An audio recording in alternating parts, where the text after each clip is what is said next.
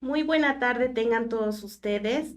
Grupo Educativo IME y Plantel Tlaxcala les da la más cordial bienvenida a su segundo ciclo de conferencias, La Nueva Normalidad, con el tema El apoyo de la balística forense en la investigación criminal a cargo del maestro Joel Sosa Domínguez, para lo cual daré una breve lectura de su semblanza curricular. Maestro Joel Sosa Domínguez, licenciado en Criminología y Criminalística por la Universidad Benito Juárez, licenciado en Biología por la Universidad Veracruzana. Experiencia profesional. Delegado de la Barra Nacional de Criminólogos y Criminalistas en el estado de Tlaxcala. Coordinador de Extensión y Cultura de la Licenciatura en Criminología de la Facultad de Derecho de Ciencias Políticas y Criminológicas de la Universidad Autónoma de Tlaxcala. Titular de la Subdivisión de Incendios y Explosivos, Federación Mexicana de Criminología y Criminalística. Docente en diferentes instituciones públicas y privadas del estado de Tlaxcala y el estado de Puebla. Actualmente docente en el Instituto Mexicano de Educación Integral Plantel Tlaxcala. Maestro Joel Sosa, bienvenido. Para mí siempre es importante hacer la diferencia entre lo que son balística y balística forense, que son al respecto dos áreas distintas, sin embargo tienen tintes similares que nos permiten hoy en día enfocarnos sobre todo al apartado del objetivo específico de estudio. Me tomé el atrevimiento de integrar esta definición como parte de la RAE. Nos especifica que la balística es una ciencia física. Es una ciencia física que parte exclusivamente de la mecánica y la dinámica para el estudio de los cuerpos, a los cuales llamamos o denominamos proyectiles. Y si nosotros nos vamos a la definición de proyectil, la RAE contempla proyectil como todo cuerpo u objeto físico que puede ser palpable, que puede ser tangible y que va a desarrollar una trayectoria, es decir, va a desarrollar un alcance, va a desarrollar una trayectoria, va a tener una energía inicial, una energía intermedia y una energía final con la cual puede llegar a impactar en cualquier objeto o en cualquier cuerpo, ¿verdad? Entonces, la balística de forma muy general entendemos como una parte de la dinámica y la mecánica que se enfoca principalmente al estudio de estos cuerpos físicos. No nos establece esta definición o esta conceptualización un tema relacionado, un criterio relacionado específicamente con las armas de fuego, sino todo lo contrario. Cualquier objeto físico, desde una piedra, desde a lo mejor un tubo, a lo mejor una pelota, a lo mejor no sé, cualquier objeto que se nos pueda ocurrir en este momento, un frasco, un vaso, puede ser un lápiz, un lapicero, puede tener la denominación de proyectil al generarle particularmente una fuerza inicial y desarrollar durante su desplazamiento una trayectoria. Esto nos queda bastante claro y sobre todo estos proyectiles, cualquier elemento físico va a desarrollar estos principios establecidos, dirección, alcance, velocidad. Se van a tener que enfrentar obviamente a cuestiones externas como lo que es prácticamente la resistencia al aire, la gravedad, la desaceleración precisamente por la forma o el factor de forma que tienen estos proyectiles y que físicamente estamos hablando de cualquier elemento. ¿No? No estamos relacionándolo directamente con armas de fuego o relacionándolo directamente con lo que son las balas como coloquialmente las conocemos. Esto me lleva a colocar la definición de un gran autor para todos nosotros en el campo de la balística, el doctor Luis Rafael Moreno González. Evidentemente en su obra Balística Forense nos habla de esta definición bajo la cual hace un concepto muy meticuloso, muy estructurado al respecto de lo que es la balística forense. Es una de tantas definiciones que me permito compartir, sobre todo porque como todo investigador forense, como todo perito en balística, pues es importante haber tenido esta obra literaria para leer, sobre todo para el poder diferenciar aspectos cruciales entre conceptos generalizados, conceptos especializados, que ya más adelante les mostraré. Sin embargo, en esta definición del libro Balística Forense, el doctor Moreno González nos entrelaza, nos conjunta las tres divisiones básicas de las cuales la balística forense inició su desarrollo en el campo de las ciencias forenses, y técnicamente me permitiré leer esta definición a efecto de explicarla, ¿verdad? Nos menciona que se define como la ciencia que estudia el movimiento de los proyectiles, el fenómeno que ocurre en el interior de las armas para que sea lanzado el proyectil al espacio. Nos toca tintes tanto de balística interna o interior como balística externa o exterior. Continúo leyendo lo que ocurre durante el desplazamiento y los efectos que produce al tocar algún cuerpo u objeto, hablando particularmente de la balística de efectos, o en otras obras literarias anglosajonas, hablando de literatura europea, hemos encontrado en algunos artículos como balística médico-legal o balística de lesiones. Sin embargo, para nosotros, homologando criterios, es balística de efectos. Con esta definición, el doctor Moreno González nos hace alusión a las tres divisiones esenciales de la balística forense, que es interna, externa y de efectos. Sin embargo, como lo reiteraba en un principio, la balística forense tuvo que sufrir modificaciones con el objetivo de aplicarla con mayor profundidad y especialización en el campo de la investigación criminal. Esto me lleva a comentar o a citar otra definición más exacta sobre lo que es la balística. Y tomo en consideración la obra literaria establecida por el maestro Octavio Cibrián Vidrio. Para la mayoría de nosotros en el campo de la balística es considerado como el padre de la balística forense en México. Y bueno, el maestro Octavio Cibrián nos da una definición un poquito más técnica sobre lo que es la balística forense. Solamente voy a leer un fragmento para que podamos explicar este apartado. En el sentido estricto de que la balística forense es una rama de la mecánica aplicada, se enfoca específicamente al movimiento de los cuerpos, las características, el comportamiento de los proyectiles, así como todos los efectos o fenómenos externos que pueden estar directamente acompañados en cuanto al movimiento o el estado de reposo de los cuerpos materiales. Prácticamente en esta definición, el maestro Octavio Cibrián nos hace una aclaración muy enfática. La balística forense no tiene razón de ser si no tenemos una ciencia exacta como la física para poder sustentar el comportamiento de los proyectiles disparados por armas de fuego. Es importante que en el campo de esta ciencia nosotros tengamos a bien sustentar el movimiento, el comportamiento, la trayectoria, la energía, la fuerza, el desplazamiento, las características externas o biotipológicas que manejamos como gravedad, como aceleración, como resistencia al aire, que son factores fundamentales para poder dar a detalle el comportamiento de una bala de calibre 22, por ejemplo, la diferencia en cuanto a energía de poder o poder de detención entre un proyectil de calibre .45 a diferencia de una bala de 9 milímetros. Estandarizadamente hay criterios que la física nos permite a nosotros explicar a partir de ciertas formulaciones, a partir de ciertos principios, y tal es el caso de la explicación de la balística interior, cuyos funcionamientos o cuyos principios se fundamentan en la termodinámica, que más adelante tocaré en esta pequeña plática. Por eso es importante que, así como en hechos de tránsito, el perito busca sustentar la aceleración, la velocidad y el comportamiento de un vehículo durante su desplazamiento, lo mismo sucede en el campo de la balística forense. Tengamos a bien explicar el comportamiento de estos proyectiles a través de los fenómenos que interfieren en su desplazamiento, que se conoce como trayectoria. Esto me lleva también a tocar otra definición, otra bibliografía que también considero bastante importante y que pueden conseguir estas bibliografías en Internet a través de Mercado Libre, a través de Amazon. Son libros que están a libre venta, de acceso al público y que contienen información bastante interesante. Esta es la última bibliografía que coloco en relación, la más actualizada por mencionar, es establecida por el ingeniero Faustino Tapia, que es el líder técnico del Laboratorio de Balística de la Fiscalía General de Justicia de la Ciudad de México. Y bueno, no voy a leer toda la definición, pero voy a hacer hincapié en un término bastante importante.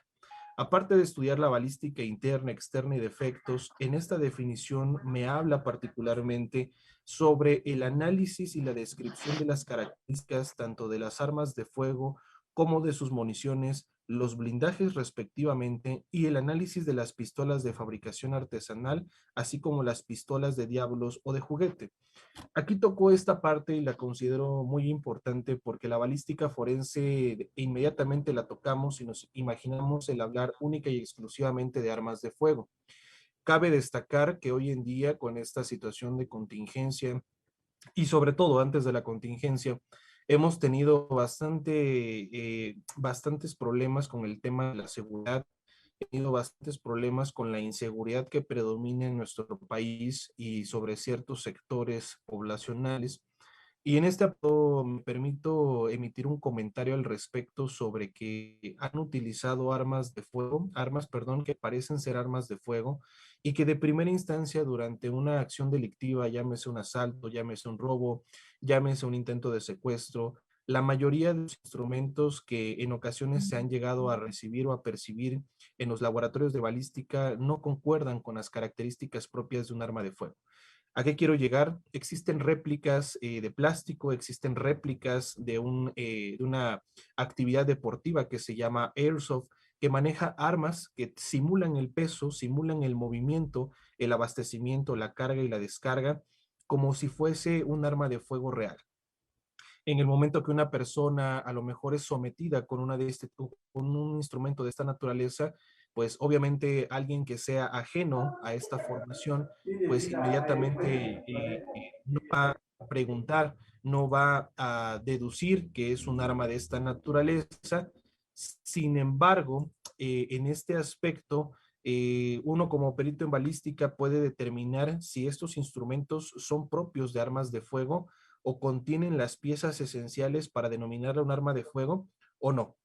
Entonces, en esta definición, vuelvo a reiterar, me parece bastante fundamental comentarla porque no solamente se centra en los proyectiles, sino también en la identificación de las armas de fuego y técnicamente el poder esgrimir estos criterios que puedan deducir si se trata de un arma real o es una réplica de arma de fuego, ¿no? Continuando con este acervo literario que puedo yo exponer y sobre todo recomendarles, termino con esta obra literaria denominada Balística 1 del maestro Pedro de León Pinales. El maestro Pedro de León Pinales es perito oficial activo en Nuevo León, en la Fiscalía de Nuevo León en Monterrey, donde tuve el gusto de compartir aula en una formación de peritos en balística forense en el 2011. Ahí tuve la oportunidad de conocerlo, fuimos compañeros en especialidad. Y bueno, técnicamente cuando tuvimos esta capacitación, años después, un año y medio, saca su obra Balística 1. Es la única bibliografía en ese año que habla de la necesidad de reformar la subdivisión de la balística forense para su mejor aprovechamiento. Y es por eso que hoy podemos dar este tipo de pláticas al respecto de cuál es el objeto de estudio de cada una de estas divisiones. Ya no solamente hablamos de balística interna, de balística externa ni de efectos. Hablamos de balística identificativa, hablamos de balística comparativa, o mejor dicho, balística microcomparativa, y también hablamos de balística reconstructiva en el caso y la necesidad de poder desarrollar una mecánica y reconstrucción de hechos donde se han implementado armas de fuego, como en el caso muy sonado del atentado contra el secretario de Seguridad Omar García Harfuch, esto en la Ciudad de México, ¿verdad? Ahí fue una temática bastante interesante cuando intentaron secuestrar o intentaron privar de la vida a este secretario de Seguridad Ciudadana el año pasado, y precisamente es campo de aplicación de la balística reconstructiva el poder detallar, el poder explicar de qué manera se efectuaron los disparos, con qué angulación, a qué distancia y qué tipo de armas fueron utilizadas. Iniciando con esta parte, ya que conocemos este acervo bibliográfico que es recomendable el poder leer para todo aquel que le interese el área, pues me permito explicar cuál es la función de cada una de ellas. Si hablamos de balística interna, pues la labor del perito en balística es conocer el funcionamiento interno de las armas de fuego, el funcionamiento adecuado que debe tener un arma de fuego para poder producir un disparo. La balística interna hasta hace algunos años se enfocaba única y exclusivamente a conocer el funcionamiento de las armas. Hoy en día también nos enfocamos a conocer las características por las cuales los cartuchos de las armas de fuego no llegan a producir los procesos de combustión adecuados.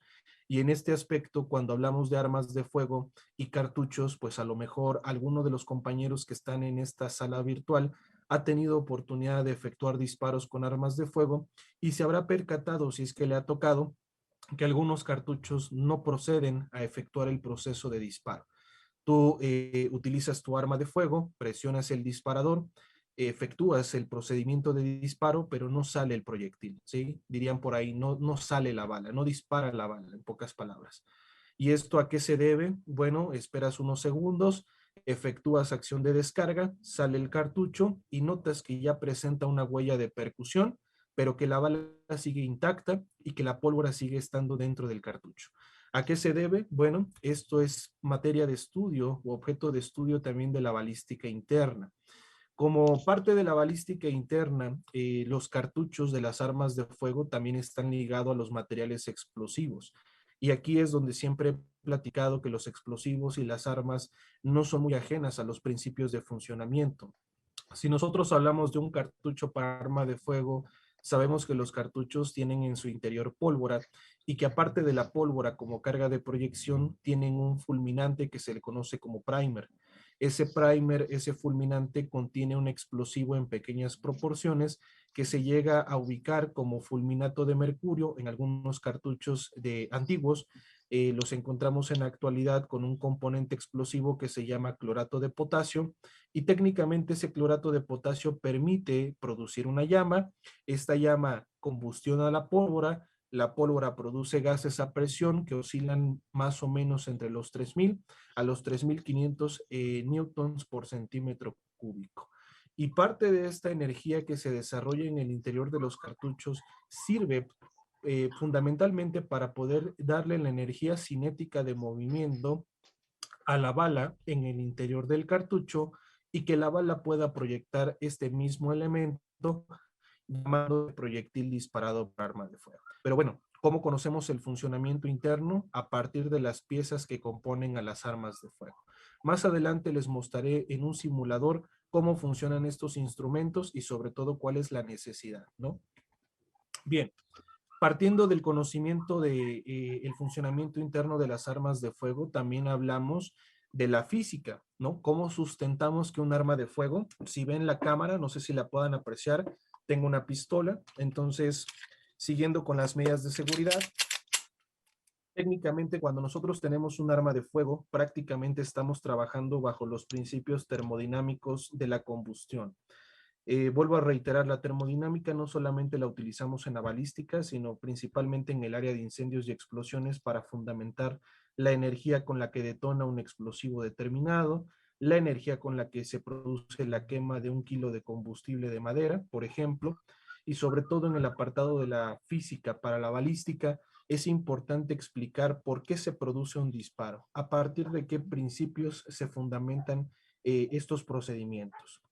Hablamos de la termodinámica con la entalpía, a partir de la producción de lo que es el fuego, ¿no? A partir de la percusión, cuando yo efectúo el disparo a través del martillo percutor, ¿sí? Estoy desarrollando una transferencia de energía por golpe que se conoce como percusión.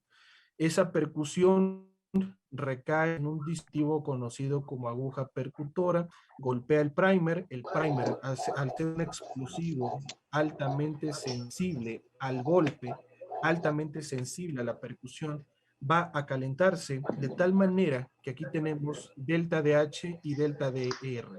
Delta de H son delta de productos y reactantes. Tenemos productos y reactantes hablando de química y en este apartado el primer, que es el explosivo que produce la flama para quemar a la pólvora, tiene un estándar proporcional de cantidades de oxidantes y de reductores.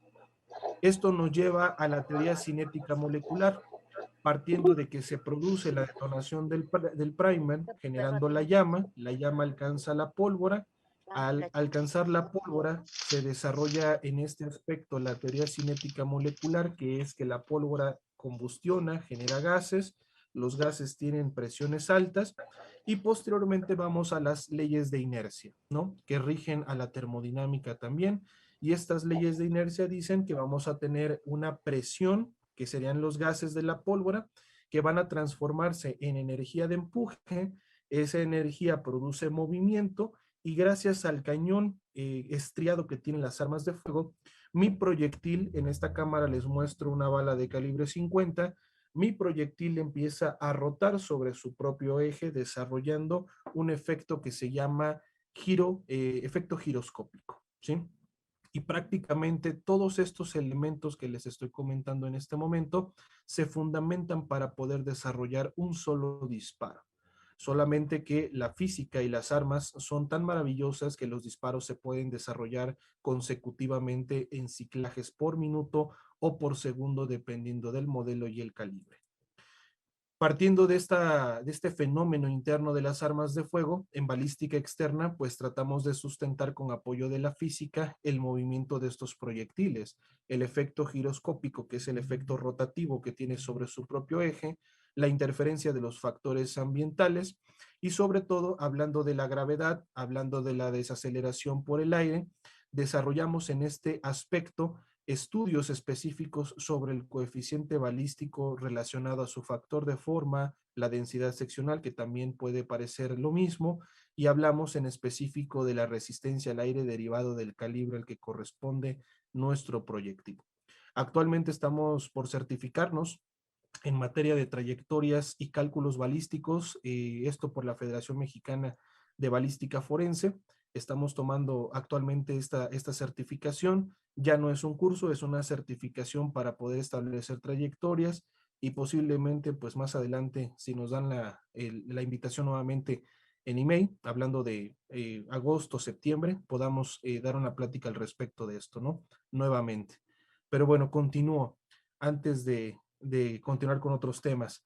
En la balística de efectos hablamos indiscutiblemente del poder apoyarnos a través de las lesiones que presentan las víctimas cuando sufren disparos por arma de fuego, proyectiles disparados por armas de fuego, y estas lesiones pues nos permiten a nosotros estimar la distancia a la que se efectúa el disparo. En este caso me gustaría hacer participativa a los compañeros que se encuentran en esta aula virtual, preguntando si alguien quiere participar, a qué distancia consideran que estas lesiones se produjeron. ¿Alguien tiene una idea?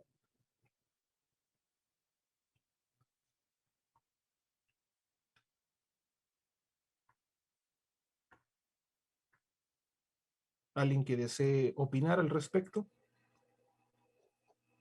A corta distancia. Ok, comentan por ahí, muchísimas gracias, que a corta distancia. Perfecto. Gracias, gracias a Patti por su participación. En este aspecto, determinamos la distancia específicamente gracias a la lesión existente, ¿no? Aquí en balística de efectos tratamos de apoyarnos particularmente con los médicos forenses durante el procedimiento de necropsia y durante lo que es el análisis externo del cadáver en cuanto a las lesiones existentes. Decía Patti, a corta distancia, estas lesiones efectivamente tienen un plano de distancia de corta o posiblemente de contacto. Todo va a depender de aspectos importantes relacionados al calibre del arma de fuego. ¿Y por qué lo comento? En un momento lo voy a explicar. De primera instancia se hacen a una distancia muy corta que puede oscilar entre una distancia de contacto con el cañón tocante sobre la superficie corporal como una distancia corta partiendo de los 0 en este aspecto, los 5 centímetros según las referencias bibliográficas. Da la casualidad que la morfología de estas lesiones son muy diferente a pesar de que el disparo se hace de contacto y en la lesión del lado izquierdo a la vista del observador donde tenemos el arma de fuego observamos una silueta. Este signo de lesión se le conoce como signo de calcado de Bonnet, no es otra cosa más que la transferencia en cuanto a las marcas o el contorno que presenta el agente vulnerante, hablando de un arma de fuego, sobre la superficie corporal donde no existe concentración de material rígido, material óseo. Estamos hablando, a través de esta fotografía, podemos sacar una hipótesis que la zona donde se produce el disparo es una zona donde hay mayor concentración de tejido muscular o tejido adiposo. Y gracias a que abundan estos materiales, la zona donde se desarrolla el disparo permite tatuar de alguna manera las características del agente vulnerante, el principio de correspondencia de características que utilizamos en criminalística, ¿verdad? Y sobre todo observamos en el orificio de entrada un halo que presenta características de escoriamiento. Este halo escoriativo, producto de lo que es el paso del proyectil hacia la cavidad, puede ser abdominal, puede ser una cavidad torácica, no lo sé, dependiendo de la posición. Digo, es una fotografía, no podemos establecer con certeza en dónde se produjo, en qué parte de la región anatómica. Sin embargo, por la característica entendemos o podemos deducir que es una zona donde no hay mayor concentración de material rígido, hablando de material óseo. Aparte de la cinta escoriativa o anillo escoriativo en el orificio de entrada, observamos también un anillo que presenta características de quemadura, producto de la deflagración y la formulación de la llama al producirse el disparo. Signo de calcado de Bonnet. Todo lo contrario, en esta parte, en esta fotografía del lado derecho, a la vista del observador, estamos teniendo un signo característico de disparo de contacto a nivel de la región frontal. Y técnicamente es un signo característico de disparo que comúnmente se le denominaba a boca de jarro.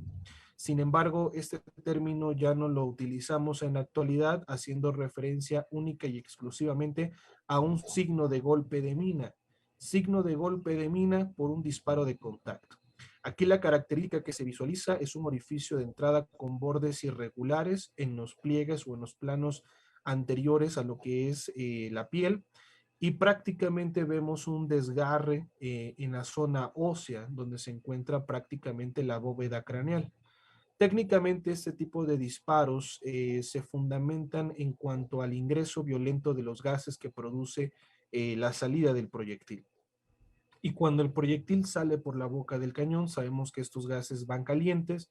Parte de estos gases buscan una salida. Si hablamos de calibres pequeños como el 22, el 25, el 32, inclusive todavía entraría el 380, puede llegar a desarrollar que estos gases salgan por el mismo orificio de entrada y que el proyectil pueda quedar alojado todavía en la base de lo que es el piso del cráneo, ¿no? Piso anterior, medio posterior, dependiendo del ángulo del disparo. Si es un disparo con angulación totalmente recta sobre el plano de sustentación, posiblemente se desarrolle con mayor predominancia un orificio de salida. Pero en casos donde el calibre es pequeño y la relación entre la longitud del cañón, ¿sí?, de un arma de fuego y el objeto de disparo, técnicamente no permite que los proyectiles puedan desarrollar en este sentido la velocidad necesaria para efectuar un orificio de salida, ¿no? Técnicamente esto se fundamenta, vuelvo a reiterar, en el ángulo del disparo, el calibre y sobre todo la posición final del proyectil. Esto nos apoya mucho en cuestión de trazar la posición víctima-victimario, la distancia a la que se efectúa el disparo y explicar de una manera más mecánica cómo se desarrolló la lesión. Si nosotros nos vamos a la siguiente área, que sería balística identificativa, bueno, balística identificativa, como su nombre lo dice, es tratar de obtener características o especificaciones técnicas que puedan individualizar a las armas de fuego, ¿no? Y en este aspecto nosotros tratamos de identificar a las armas de fuego desde su clasificación por la longitud de cañón, hablando de arma corta, arma larga, sistemas de funcionamiento, clasificación de forma de empleo, características de marca, modelo, calibre, eh, país de fabricación, número matriz de serie, y bueno, era una identificación hasta hace algunos años bastante compleja, pero también carente de información específica. Hoy en día la balística identificativa también se enfoca a las marcas microscópicas que dejan las armas de fuego como parte de herramientas. Y esto lo fundamentaremos más adelante, donde les tengo otro material que compartir. Sin embargo, balística identificativa es poder realizar un perfil, una individualización del instrumento que tenemos como indicio y sobre todo explicarle a la autoridad correspondiente lo que solicita. En la mayoría de los casos solicita determinar si el arma de fuego que tenemos en el momento de análisis es correspondiente a un calibre de uso exclusivo del Ejército y las Fuerzas Armadas, establecido en la Ley Federal de Armas de Fuego en el artículo 10, fracción 1. La balística identificativa en la actualidad no solamente se centra en las armas de fuego, sino también en conocer las características de los cartuchos que utilizan o se utilizan. Muchas veces hemos tenido a lo mejor contacto con cartuchos, pero tenemos la duda, ¿qué significan estos prefijos? ¿Qué significan estas siglas, estos números? Sabemos de antemano que la numeración que se encuentra en la parte inferior del culote, el culote es la base de los cartuchos, y técnicamente esta información numérica que tiene hace referencia a su calibre real establecido en milímetros o su calibre nominal establecido en milésima o en centésima de pulgada, que serían las dos limitaciones para establecer calibres reales y nominales. Pero, ¿qué significa el resto de los números? ¿Qué significa el resto de las letras? Esta parte nos permite a nosotros aplicar la balística identificativa para poder individualizar este cartucho y poder describir de dónde proviene. Un ejemplo muy rápido. Hay cartuchos que son fabricados por parte de la Secretaría de la Defensa Nacional y que son establecidos para abastecer al Ejército Mexicano, las Fuerzas Armadas, el Ejército Marina, la Fuerza Aérea, y técnicamente cuando son de fabricación por parte de la Secretaría de la Defensa Nacional, tendremos, por ejemplo, en este cartucho de calibre 5.56 milímetros, el prefijo FC. FC hace alusión a la fábrica de cartuchos, y fábrica de cartuchos, así se le denomina, es propiamente de la Secretaría de la Defensa Nacional en nuestro país. Tenemos 9 milímetros, haciendo alusión al calibre real establecido en milímetros, y tenemos Águila como fabricante mexicano de cartuchos para armas de fuego.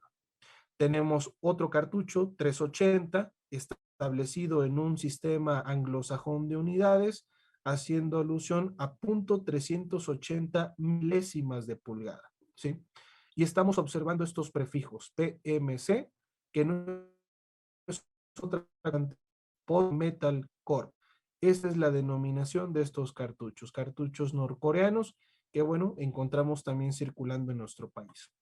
Y así con todo el resto de la munición o cartuchería que podemos llegar a ubicar en un lugar de investigación, son características que podemos obtener a través de la balística identificativa, realizando una comparativa con tablas o manuales de balística donde la información se encuentra actualizada. En el caso de la balística comparativa o la balística microcomparativa, es tratar de correlacionar casquillos problema, proyectiles problema que fueron procesados por el criminalista de campo o por el procesador de escena, y técnicamente tratamos de correlacionar estos elementos balísticos con el arma de fuego que nos llegó al laboratorio como indicio, aplicando el estudio comparativo, aplicando una técnica microcomparativa, y sobre todo correlacionándolo a través de la identificación de las marcas que produce. Hablamos de la marca de placa de cierre o la marca del obturador, hablamos de la marca de percusión, hablamos técnicamente de la marca del extractor o del expulsor, y sobre todo en proyectiles disparados buscamos encontrar características de campos y estrías, lo que en el sistema IBIS son GEAS y LEAS. Gracias a la balística comparativa o la validez identificada para el estudio de las armas de fuego y su perfil o su individualización se refuerza bajo el análisis de las marcas que produce, las marcas que imprimen los elementos balísticos. Esto es parte de una fotografía obtenida de un análisis comparativo de una bala, tratando de ubicar la orientación de los campos y las estrías, y sobre todo del microrrayado que se produce durante el paso del proyectil en el interior del cañón. Algo más o menos como esto. Voy a salirme tantito.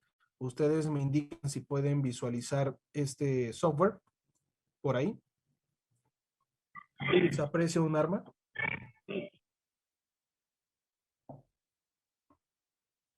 Ok, bueno.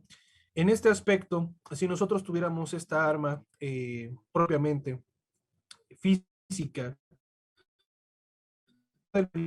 platicado, balística externa, balística de efectos, balística microcomparativa, pues prácticamente es estudiar de primera instancia el arma de fuego, ¿no? Hablando en materia de balística identificativa y balística microcomparativa. Cuando nosotros hablamos de balística interna, rápidamente es conocer las partes fundamentales de toda arma de fuego. ¿no? Y como toda arma de fuego, una regla general y básica al tener estos instrumentos es considerar un arma cargada, no abastecida. Si nosotros hablamos de un arma cargada, efectivamente un cartucho útil dentro de la recámara que comprende el cañón del arma de fuego. Por eso, antes de tomar esta pistola que tengo conmigo, a lo mejor habrán escuchado que pude quitar el cargador, ¿sí? Y hacer movimiento de la corredera para verificar que no tuviera un cartucho en la recámara. Son medidas básicas de seguridad al manipular armas de fuego.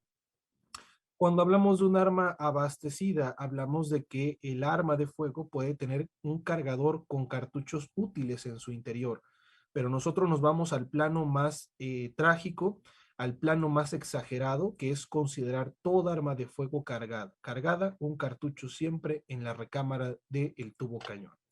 Obviamente que nosotros jamás nos vamos a percatar si el arma está cargada, porque no tenemos visión de rayos X, ¿no? Y este software nos está permitiendo observar las características que predominan en armas de fuego, armas cargadas.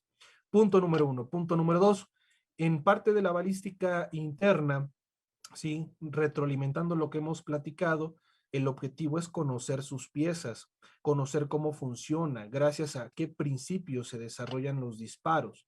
Voy a efectuar un disparo en cámara lenta 50 cuadros por segundo y se percatarán que al momento de presionar el disparador hay una comunicación gracias a lo que es la placa del fiador, el disconector y sobre todo los muelles de recuperación para el funcionamiento del martillo a nivel interno de lo que es la aguja percutora.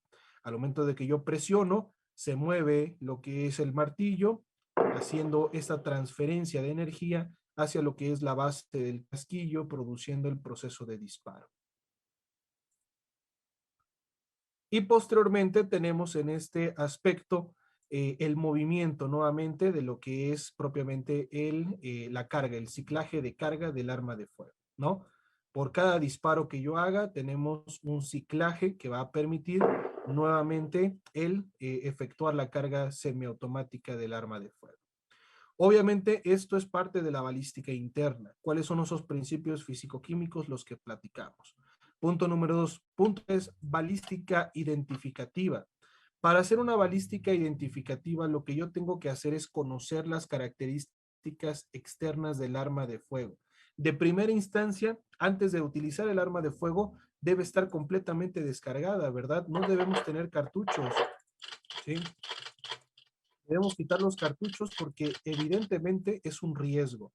Y toda arma de fuego que se entregue o que se reciba por parte del criminalista hacia el perito de balística, debemos encontrarla debidamente embalada, debemos encontrarla aperturada, ¿sí? En la recámara para que yo pueda observar sobre este espacio, esto es la ventana de expulsión, observar que no exista un cartucho útil que pueda poner en riesgo tanto mi integridad física como la de los compañeros de laboratorio. Un arma debe permanecer abierta para poder garantizar en este aspecto que no existe un cartucho. Lamentablemente en este ejercicio no puedo quitar el cargador.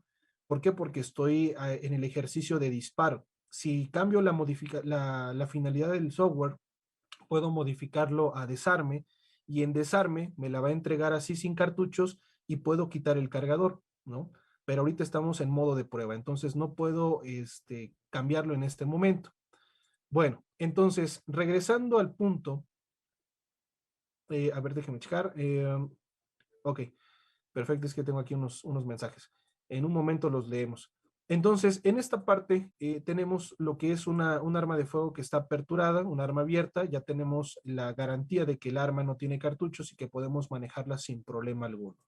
En materia de balística identificativa estoy observando la marca del fabricante, que sería Sig Sauer. Estoy observando que tiene una matrícula o número de serie y me está mostrando el modelo P228. Me está mostrando una marca de importación que sería el país de fabricación, hecho en Germania, ¿no? Es un arma alemana. Estoy observando que la corredera, esta pieza que tiene aquí la pistola y la que tengo en la cámara, mi pistola real, esta es una Beretta, una pistola italiana, ¿sí? Tiene una corredera, la corredera se mueve cada vez que yo bajo lo que es el retensor de la corredera, ¿verdad? Entonces, al tener una corredera, la corredera tiene una matrícula que coincide con la base del arma que se llama receptor o se llama armazón. ¿sí? Si nosotros desarmamos el arma de fuego, tenemos corredera por separado y tenemos receptor o armazón. Y el número de serie es constante o coincidente con el que existe en la corredera. Esto significa, o esto me da la serie, proviene de la fabricación original de esta arma de fuego. Punto número 3, dentro de la identificación, estamos observando el fabricante nuevamente, Sig Sauer, observamos el modelo,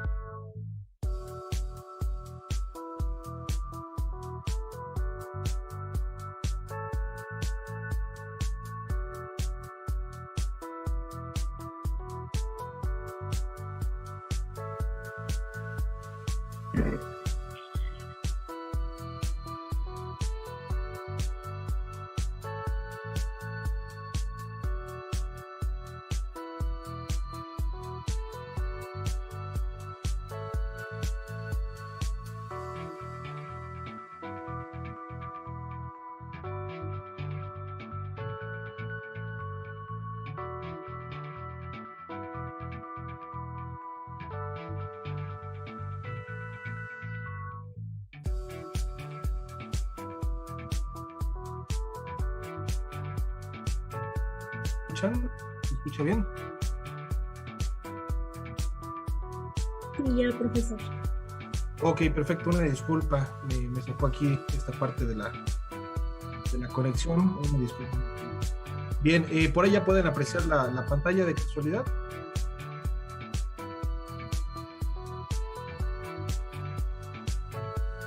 Aún no, está ahorita todavía en la pantalla del grupo educativo.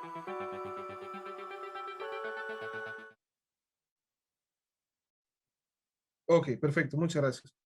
Bien, les comentaba hasta donde me quedé que rara vez nos van a llegar armas de fuego que presenten todas estas características de identificación, usualmente por delincuencia organizada o por delincuencia local, como comúnmente les conocemos, pues técnicamente buscan eliminar rastros específicos identificables como lo que es la matrícula, el número de serie, características específicas de lo que es el arma de fuego, ¿no?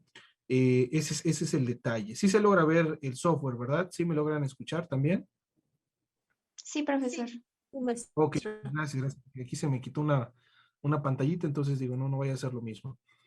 Bien, entonces, estas son características de identificación, pero si nosotros nos vamos a la parte microcomparativa, que es lo que quiero dejar claro, es que gracias al conocimiento de las partes internas de las armas, nosotros también podemos hacer una identificación por las piezas fundamentales que comprenden o que las tenemos. En este aspecto, por ejemplo, las piezas fundamentales que pueden dejar marcas en los casquillos, partimos desde lo que es la recámara del cañón, partimos específicamente de lo que es la corredera, esta pieza que estamos observando, no sé si la logren distinguir, voy a hacer un poquito de zoom. Esta pieza fundamental se denomina placa de cierre y va montada sobre lo que es directamente la corredera. Esta es la placa de cierre, aquí está la aguja percutora, aquí está el expulsor y tenemos el extractor. Estas piezas son las que se unen o se concatenan para dejar las marcas microscópicas en los casquillos. Y gracias al estudio del casquillo, nosotros podemos sacar qué tipo de arma o qué arma de fuego fue la que se utilizó, a grosso modo, en una cuestión delictiva.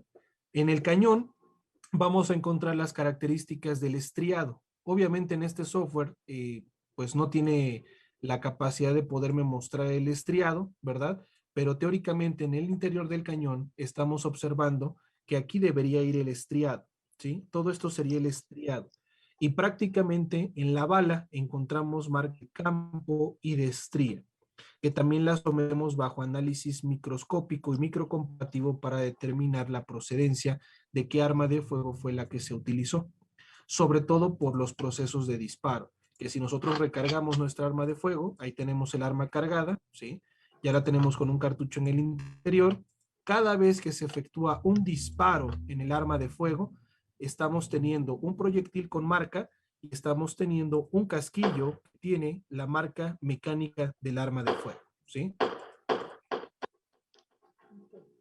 Y estas son las características que a grosso modo nos permiten a nosotros hoy en día individualizar a un arma de fuego. Voy a abrir mi presentación rápidamente.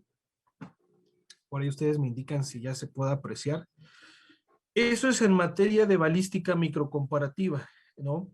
Usualmente en lo que abre la presentación les platico, cada vez que recibimos un arma de fuego, pues técnicamente es seguir con las medidas de seguridad, el poder establecer la seguridad para los compañeros, analizar las piezas fundamentales de las armas de fuego y poder determinar si hay casquillos o proyectiles, casquillos en el lugar y proyectiles en la víctima, si provienen del arma de fuego que tenemos a estudio.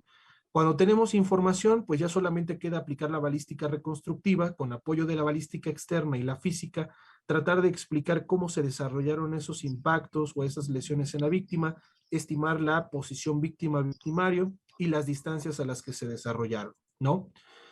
Y para esto nos vamos a las actividades rápidamente que se hacen en el laboratorio de balística. Las actividades, ya que ustedes ahorita pudieron observar este software, pues vámonos a la parte real, ¿no? Eso es lo que nos dice la teoría, pero la parte real que nosotros hacemos en el laboratorio es la identificación y la examinación de las armas de fuego. Como lo pudieron notar en el software, se los quise mostrar, es identificar las piezas, hacer un desarme o un arme parcial, el poder determinar si el arma funciona adecuadamente y sobre todo estimar características de marca, modelo y calibre del arma de fuego. Punto número 2, así como identificamos las armas de fuego, vamos a identificar sus cartuchos. Esos cartuchos que pueden también llegar al laboratorio y que fueron embalados por el criminalista o el procesador de escena.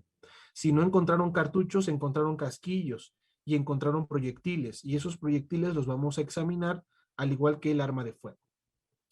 La recolección y el embalaje de los indicios, ahorita que estamos impartiendo un diplomado en balística en una institución, técnicamente hablábamos de este punto. Hay compañeros peritos oficiales también que están tomando este diplomado y prácticamente platicábamos con ellos que esta intervención de que el propio perito en balística vaya al lugar a recoger cartuchos o recoger armas de fuego, coloquialmente, nosotros en el campo decimos recolección, pues no lo hacemos, este no es trabajo de nosotros. Sin embargo, en asuntos especiales, como sabemos que a veces se llegan a desarrollar, como en el caso de Omar García Harfuch, un funcionario de alto nivel en la Ciudad de México, pues ahí es cuando la indicación de los superiores es, por favor, todos los peritos se me van al lugar y rehacemos o realizamos la recolección del embalaje y el embalaje de los indicios balísticos, solamente a petición de la autoridad correspondiente, pero el perito en balística trabaja única y exclusivamente la mayor parte del tiempo en el laboratorio. En el punto número 4 hablamos del estudio identificativo de los elementos balísticos basados en el compendio GRC. El compendio GRC es las características generales del rayado. GRC, características generales del rayado. Y estas características generales del rayado van enfocados a los proyectiles que presentan campos y estrías provenientes del disparo en un arma de fuego. Esto, un estudio microscópico. Lo mismo pasa en el punto número 5, el estudio microcomparativo de las marcas de herramienta y los elementos balísticos, hablando de la huella balística. Ya que estudié el proyectil, también tengo que estudiar el casquillo, como se los acabo de mostrar. Cada vez que se efectúa un disparo, las marcas se van a producir en los elementos balísticos, en los casquillos. ¿Cómo lo constatamos? Para quien a lo mejor no haya observado las marcas que se producen, voy a tratar de que en el software se pueda apreciar un marcaje. Por ejemplo, aquí estamos viendo nuevamente la pistola, ¿verdad? La tenemos. Y tengo un cartucho en la recámara del cañón.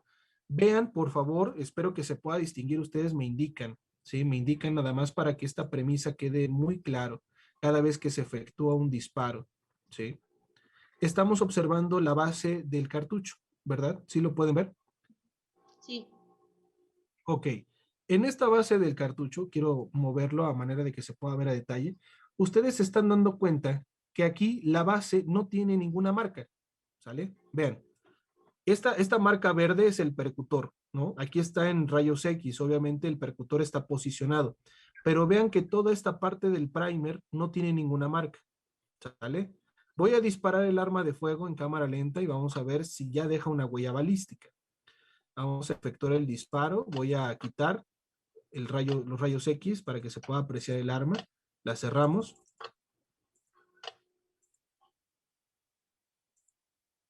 Ahí está. Entonces vamos a verificar esta parte, ¿sale? Vamos a alejarnos un poquito.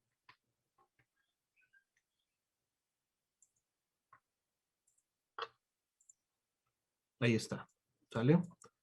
Vamos a poner 10 cuadros por segundo, y disculpen porque a veces el mouse es el que hace todo este show. Y vamos a quitar lo que es los rayos X. Al momento de efectuar el disparo, vamos a ponerle pausa, ahí está.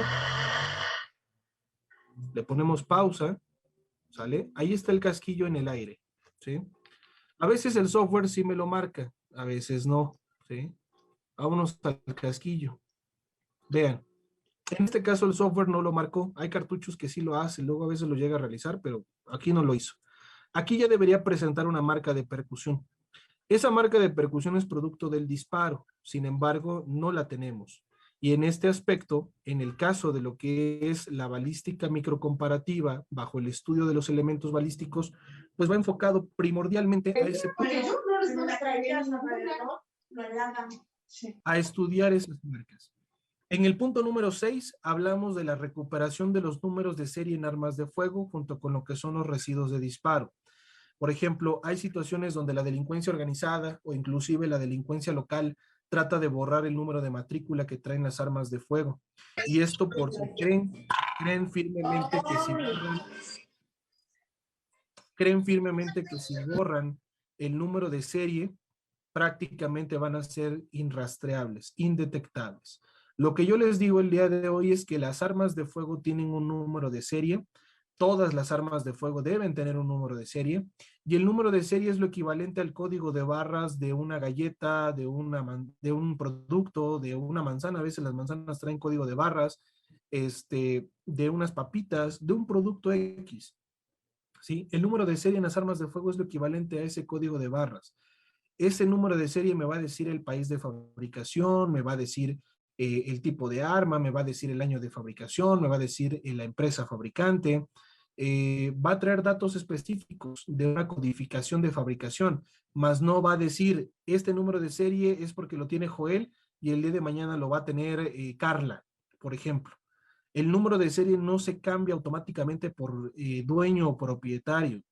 Claro, las armas registradas que tienen un permiso de posesión en domicilio con fines de protección por parte de la Secretaría de la Defensa Nacional, por supuesto que tienen en su hoja de registro el número de serie del arma de fuego. Y aquí viene lo preocupante. Si Joel tiene una pistola y la tiene registrada con un permiso de posesión en domicilio para fines de protección, y el día de mañana se meten a la casa de ustedes y me sustraen esa pistola, ¿sí? Mi labor como buen mexicano, ¿sí? Y sobre todo como persona responsable con armas de fuego, es inmediatamente levantar un acta de hechos ante el Ministerio Público, donde estoy manifestando que bajo la hoja de registro número 554, ¿sí? Estipulada y entregada por la Secretaría de la Defensa Nacional, tuve un arma de fuego registrada con las siguientes características. Ahí aparece la matrícula. Les estoy dando la matrícula para que el día de mañana, si esa misma pistola es utilizada en una comisión delictiva y detienen al sujeto o el sujeto mató a alguien o privó de la vida a alguien con esta arma de fuego que era mía, ¿sí?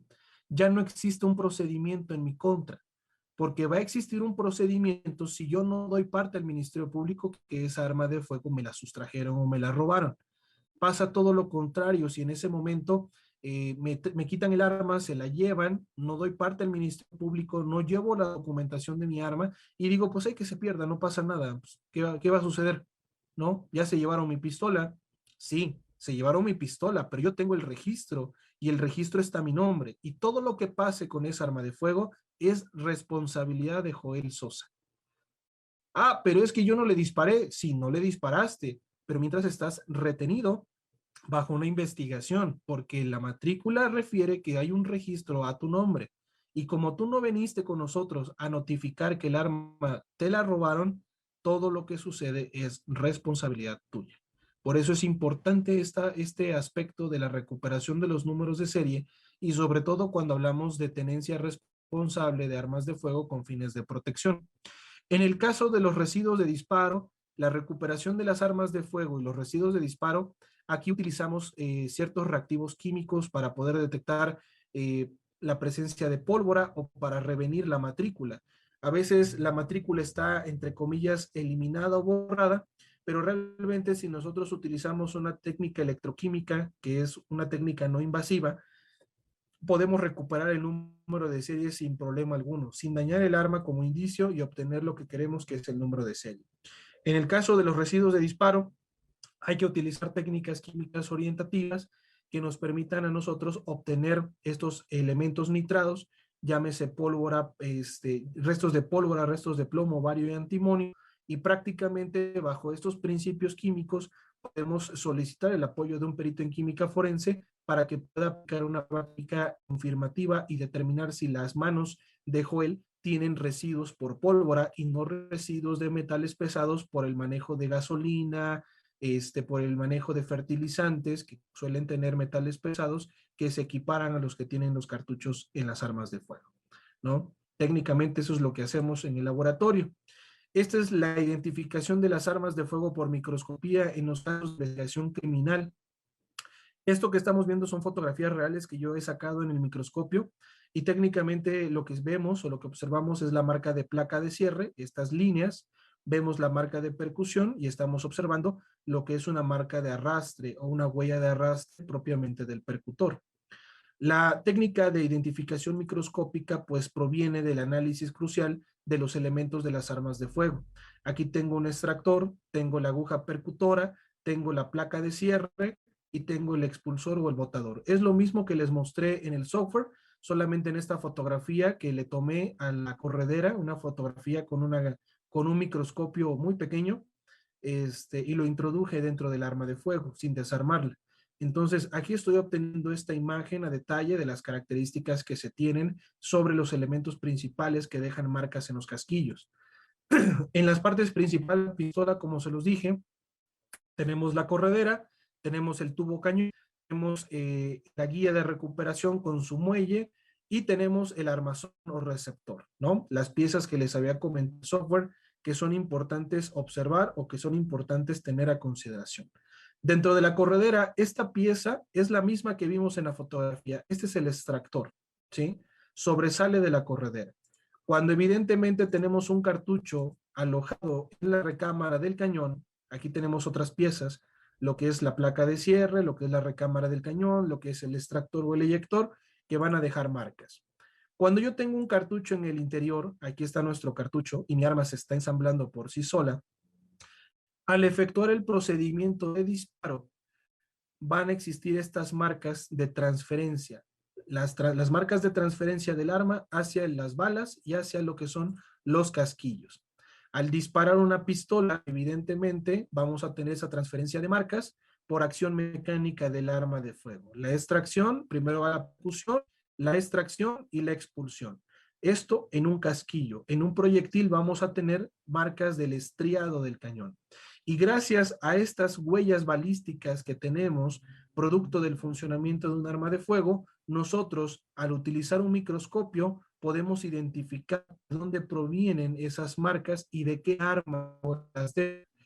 Déjenme decirles que las armas de fuego como herramientas no dejan las mismas marcas en los diferentes modelos, ¿eh? Así como nosotros tenemos huellas dactilares únicas y específicas, las armas de fuego tienen características microscópicas únicas y la labor del perito es identificarlas.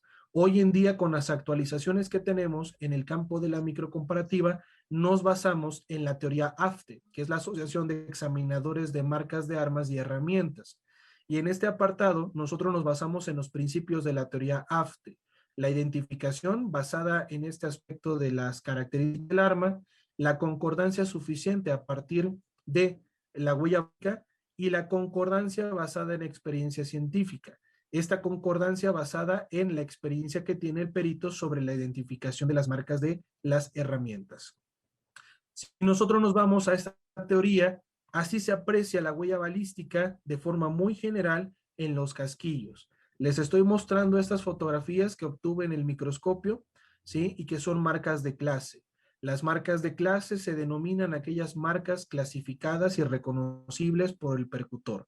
Aquí estoy observando esta huella del percutor. Observen que son distintas en estos tres casquillos.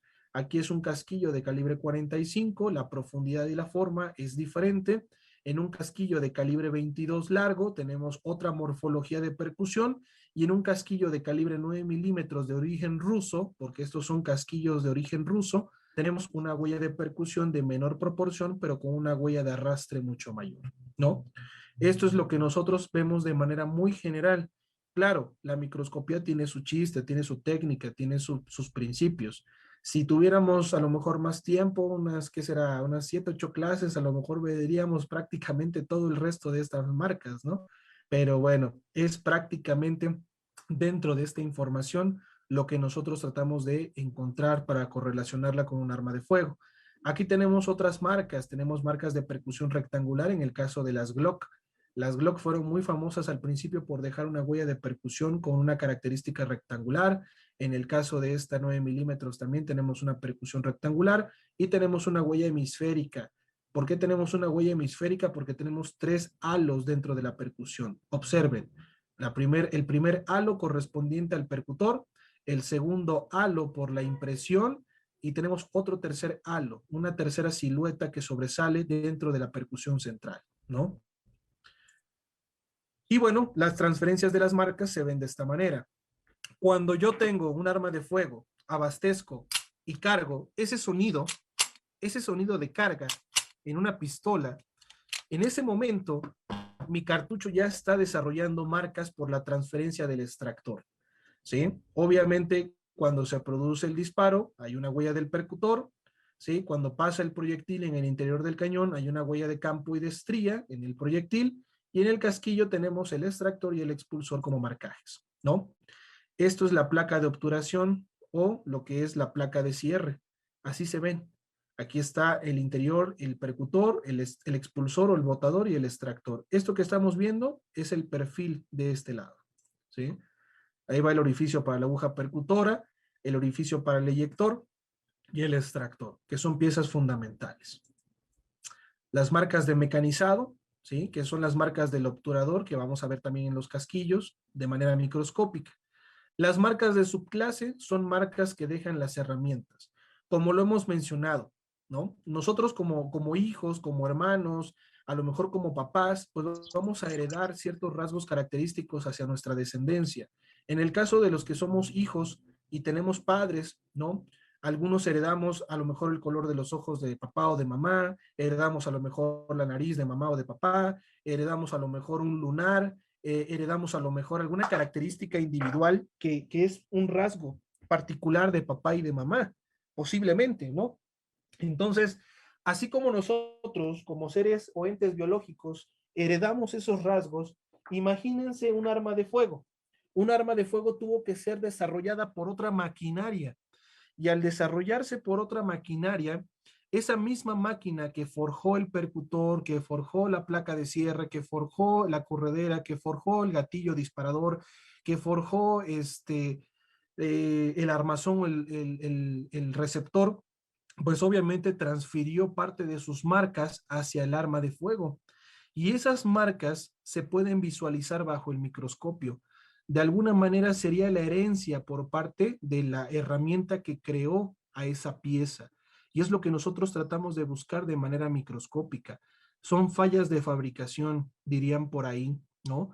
Técnicamente, si la herramienta que creó el percutor tenía una falla en la punta y la punta estaba quebrada, esa forma de la punta quebrada se va a transferir a la fabricación del arma de fuego en la pieza que estoy mencionando. Son marcas de mecanizado, ¿sí? Y así los vamos a encontrar. Aquí tenemos el culote de los cartuchos, uno sin disparar, vean que no tiene nada, está totalmente liso, y un casquillo que ya fue disparado. Tiene la impresión del percutor, la huella de arrastre, ¿sí?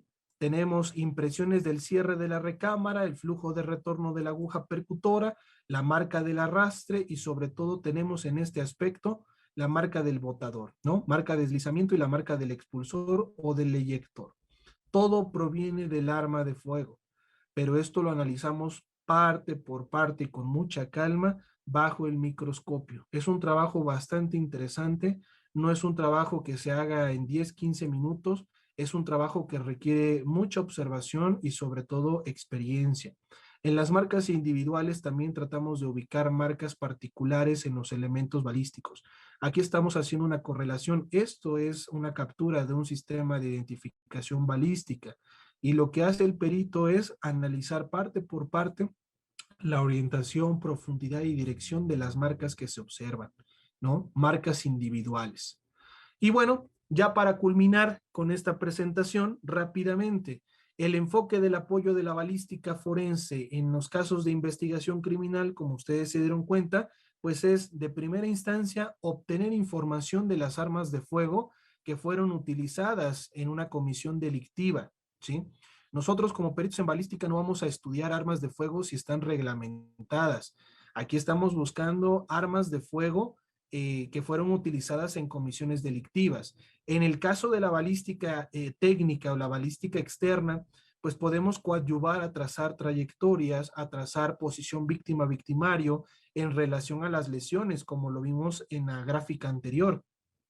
Y esas lesiones, conforme el dictamen de medicina forense, conforme la información del perito en balística identificativa, nosotros podemos establecer qué arma de fuego, qué calibre, cómo funciona, qué dirección tiene, la angulación del disparo conforme a la lesión que existe en la víctima y sobre todo aplicar métodos y técnicas de investigación en el campo para la reconstrucción. Reconstruir los hechos como principal objetivo desarrollando la verdad histórica y nos vamos a apoyar de estas áreas fundamentalmente: criminalística, medicina, fotografía y balística de laboratorio. Un caso muy conocido, ahorita se los voy a mostrar, en el caso de los hechos que se suscitan por la implementación de armas de fuego, pues es conocer las brechas de traspaso, que son prácticamente orificios de entrada y de salida, calcular el ángulo de incidencia, el ángulo de penetración, la distancia a la que se efectúa el disparo en relación al escenario que procesó el criminalista de campo, y sobre todo si tenemos apoyo de simuladores tecnológicos, en el caso de algunos software de tercera dimensión, establecer con los datos obtenidos una posible mecánica de hechos, ¿no? ¿Qué es lo que tratamos de desarrollar en este aspecto? Tratar de calcular la altura tanto del victimario como la altura de la víctima, estimar la posición inicial y la posición final, inicial cuando recibe el disparo y final relacionado al procedimiento de ingreso del proyectil en las cavidades corporales, el ángulo de penetración, el ángulo de incidencia, la distancia, son características importantes para poder establecer una mecánica, ¿no? Muchas veces hemos encontrado en algunos casos o carpetas de investigación que a veces las lesiones no son coincidentes o consistentes con la posición final de la víctima, pero a lo mejor hubo movimientos involuntarios y todo esto lo analizamos desde la perspectiva de la criminalística y sobre todo de la balística forense con apoyo de la física, ¿no? Trazar la posición del disparo y la distancia con relación a las posiciones finales de la víctima.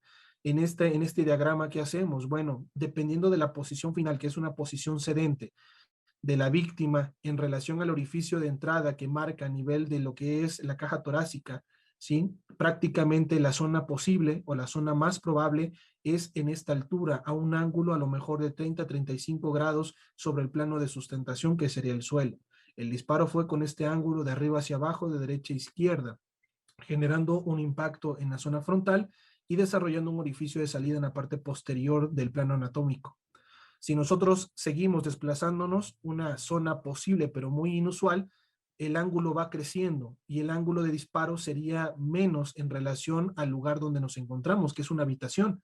Aquí tendría que subir una mesita o una sillita para poder ponerme de pie y disparar a esta altura. Y nos vamos a la zona imposible, que serán los muros. Desde este ángulo, obviamente crece los grados. Ya no estamos hablando de 45 o 35, posiblemente estamos hablando de un ángulo de 180 o a 90 grados como mínimo.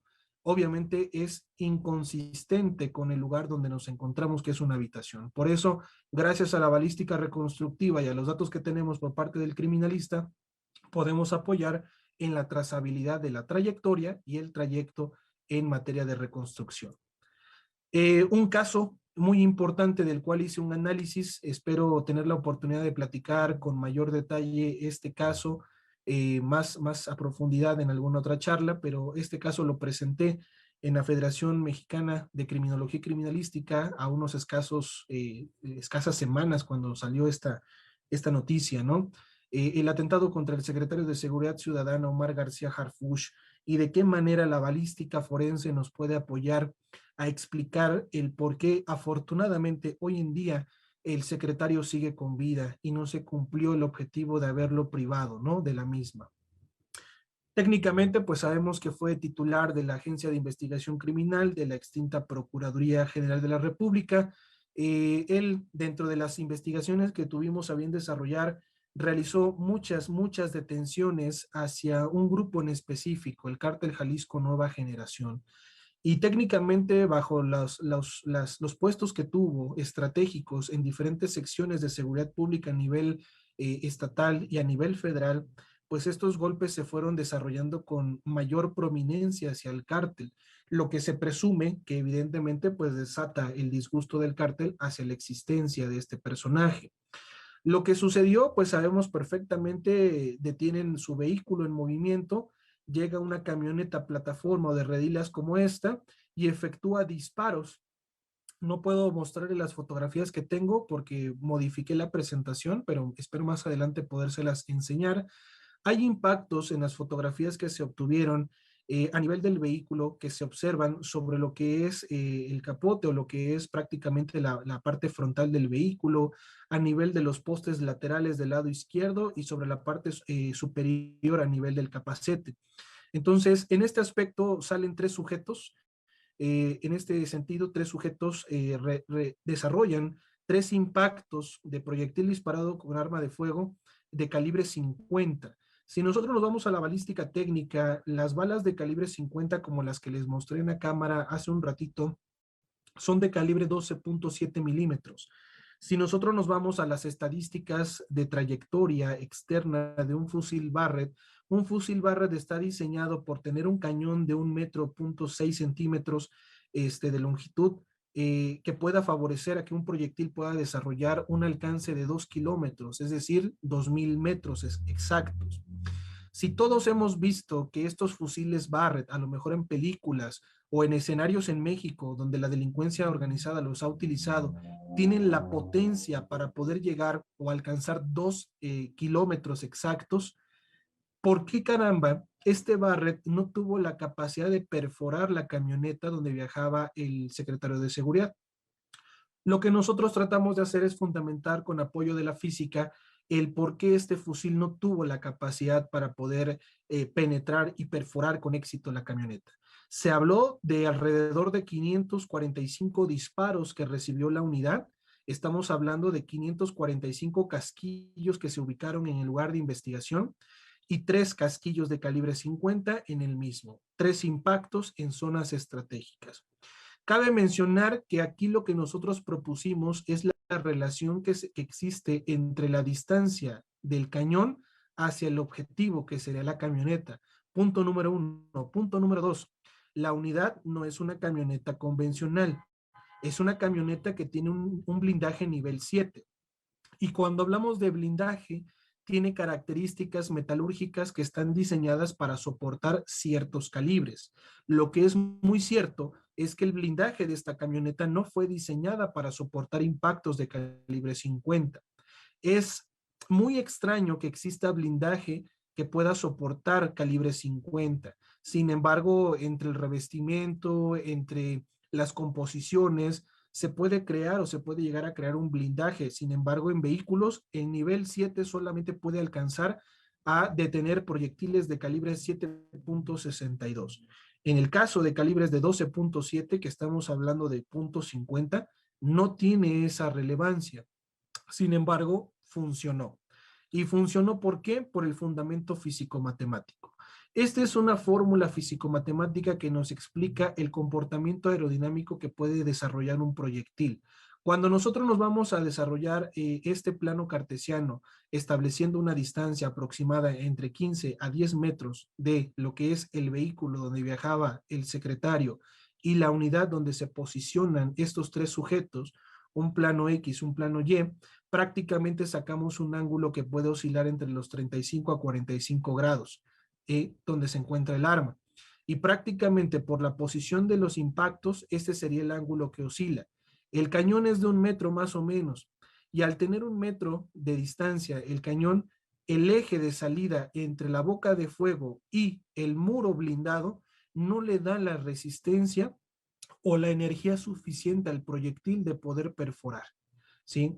No todo lo que brilla es oro. Entonces, prácticamente en este aspecto, el principio físico de la gravedad y sobre todo de la velocidad en relación a la longitud del cañón permitió de alguna manera que el proyectil no tuviera ese éxito para perforar la camioneta, hablando de que la camioneta también estaba blindada. Esto lo conocemos como límite balístico. La velocidad inicial del proyectil, que es de calibre 50, va en relación proporcional a la distancia a la que se efectúa el disparo y sobre todo el material blindado. Esto nos lleva a una fórmula que conocemos como distancia de disparo, 1 metro, 10 metros, 15 metros, en relación al tiempo de recorrido que lleva la bala, y entre más tiempo tenga de recorrido la bala, mayor energía aumenta. Entre menos tiempo tenga, se le resta energía. Esto da una constante que sería velocidad. Y prácticamente hay que conocer cómo está desarrollado el blindaje. En esta investigación que se hizo, en pocas palabras, el blindaje tuvo una capacidad de resistencia positiva debido a las placas de cerámica y metal con las que se manejan. La primera capa del blindaje, usualmente cuando un cuerpo duro externo impacta, es romper primero la placa principal, y el muro de fuego o la pared de fuego que tiene, si es resistente conforme a las características que dice el fabricante, tendrá la capacidad de mantener los proyectiles en este punto. Si nosotros vimos las fotografías en internet, los impactos tienen un hueco, ¿sí? No son impactos que se vean orificio de entrada y salida, sino que tienen un espacio hueco. Y ahí es donde yo me basé precisamente para fundamentar que la pared de fuego resistió debido a la distancia a la que se efectúa el disparo y el tiempo en el que se desplaza el proyectil, el cual es corto y por lo cual pierde energía cinética al impactarse en un objeto con mayor resistencia. Espero que hasta aquí esta presentación haya sido de su agrado. Solamente quiero culminar con lo que hacemos en balística, es el método de balística y el método científico. Ya para terminar, entonces, ¿cómo nos basamos en el apoyo de la balística para la investigación criminal? Identificamos los problemas. Identificamos problemas a través del estudio de las balas o de las armas de fuego. Realizamos investigaciones dentro de los antecedentes, comprobar la funcionalidad de las armas de fuego y si existen características coincidentes de clase. Podemos formular hipótesis a través del hecho que se investiga. En este caso, si analizamos armas de fuego, hay que estudiar las características de clase, hay que establecer características de coincidencia. Si estamos hablando de balística externa, pues debemos establecer hipótesis a través de lo que el criminalista de campo recaba.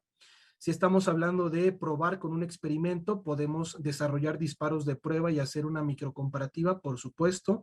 En el caso de la balística reconstructiva podemos experimentar, también podemos experimentar con gel balístico, podemos experimentar con algunos muñecos, o en este caso, se me fue el término ahorita, los maniquíes.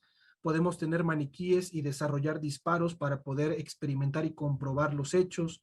Podemos establecer conclusiones a partir de la experimentación, que es el modelo del método científico, por supuesto que podemos hacerlo, y podemos fundamentar nuestra conclusión utilizando la ciencia como parte de nuestro apoyo, la física, la química, la biología en algunos aspectos, ¿no?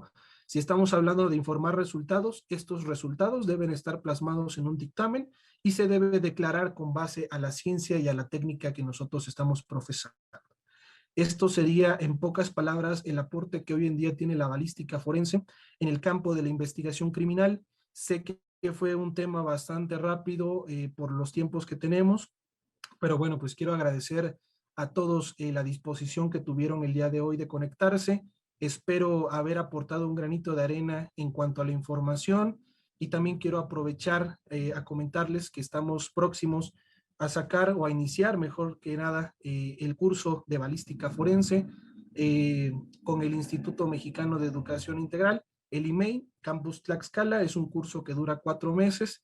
Ahí vamos a profundizar un poco más al respecto sobre la aplicación de la microcomparativa, la reconstructiva, aprovechando que estamos tomando la certificación en trayectorias balísticas. Ahí vamos a tocar aspectos esenciales de la trazabilidad de trayectorias en los casos de homicidio y de suicidio. Con esto culmino. Esta es mi conclusión en relación a los hechos de García Harfuch. El hecho fue desarrollado con la implementación de armas de calibre 50, ¿sí? No superior a los 20 milímetros. El nivel de blindaje cumple con el objetivo, aunque no fue diseñado para soportar calibre 50, y el éxito o la probabilidad de que los calibres 50 pudieran penetrar, pues va basado precisamente en la relación distancia y tiempo aunado a la resistencia balística del blindaje de la camioneta, ¿no? Técnicamente eso serían mis conclusiones. Dejo por aquí fuentes bibliográficas por si alguien quiere compartir o quiere investigar al respecto. Estas son mis fuentes bibliográficas para el desarrollo de esta presentación. Y bueno, pues quedo a sus órdenes a través del Instituto IMEI y a través de los directivos, a quien nuevamente agradezco la oportunidad de haber presentado este pequeño tema el día de hoy. Muchas gracias. Muchas gracias. Bueno, antes que nada, quiero felicitar al licenciado Joel Sosa, aquí presente, por su excelente participación. Pues queremos agradecerle, maestro, que haya hecho un tiempo para presentarse con nosotros. También les reiteramos la invitación a su curso. Si necesitan informes, inscripciones, se pueden comunicar con nosotros. al 246-248-6999 o al número de la institución, el cual es 246-233-4058. También les reiteramos que pueden adquirir su constancia con valor curricular a los números anteriormente dichos. Y pues muchísimas gracias, profesor. Fue una excelente ponencia, nos encantó y esperamos poder contar con su presencia en futuros eventos y espero que les haya gustado mucho a los presentes. Muchísimas gracias, profesor. No, pues muchas gracias a ustedes de verdad por la invitación. Mantuve la cámara apagada precisamente por las cuestiones de internet, pero bueno, efectivamente hacemos patente la invitación para los compañeros de esta sala virtual y los que a lo mejor no pudieron conectarse el día de hoy a tomar este curso de balística. Vuelvo a reiterar, tenemos por ahí también planeado el poder desarrollar, si la contingencia lo permite, obviamente, algunas prácticas de tiro. Estas prácticas de tiro van enfocadas a conocer efectos y trayectorias, pero bueno, hemos tratado de organizar este curso con las disposiciones sanitarias, el contenido un poquito más actualizado que se puede tener, y sobre todo pues aprovechando que el Instituto IMEI nos presta esta oportunidad de dar esta conferencia, ¿no? Ya para mayores informes pues estará ahí directamente la universidad. Y bueno, pues nuevamente agradecerles a todos por su participación. Yo quedo a sus órdenes a través de nuestra honorable universidad y nuevamente muchísimas gracias por el tiempo el día de hoy.